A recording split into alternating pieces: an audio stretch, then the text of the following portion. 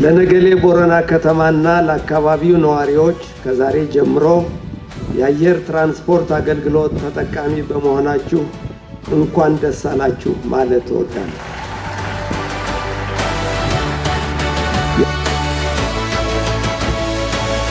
ኢትዮጵያ አየር መንገድ ትልቅ ስራ ሰርቷል።